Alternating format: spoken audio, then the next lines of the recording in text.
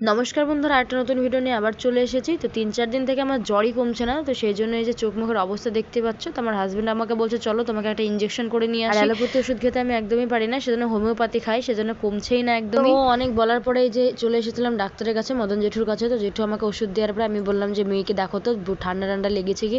তো জেঠুর কল দিয়ে চেক করছিল আর আমার মেয়ে দেখো হাত চেপে ধরে খালি হাসছে। আমার মেয়ের চেনা পরিচয় কাউকে লাগে না, কেউ যদি ওর সাথে কথা বলে তাহলেও হাসতে লাগে। অবশ্য ওর বয়সও হয়নি চেনার মতন। আর বাড়ি যাওয়ার সময় হঠাৎ বৃষ্টি শুরু হয়ে যায়, তো মেয়েকে নিয়ে এসেছিলাম, সেজন্য মেয়েকে নিয়ে আমি দোকানে দাঁড়িয়ে পড়েছি। তারপর একটা ডেরি মিল্ক কিনে খেতে খেতে বাড়ি যাচ্ছি। আর হাতে দেখতেই পাচ্ছ সিঙ্গাড়া গরম গরম, তখনই ভাজছিল তো ও নিয়ে এসে দিল।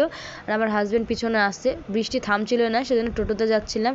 আর আমার মেয়ে আমার ওষুধের প্যাকেটটাকে ধরে বসে আছে। আর আমি একদমই কিছু খেতে পাচ্ছিলাম না, খেতে ইচ্ছা করছিল না। তা ও জানে যে আমি চিকেন ললিপপ খেতে খুবই ভালোবাসি, সেজন্য রাত্রিবেলা আমাকে চিকেন ললিপপ নিয়ে এসে দিয়েছে, গ্রেভি চিকেন ললিপপটা।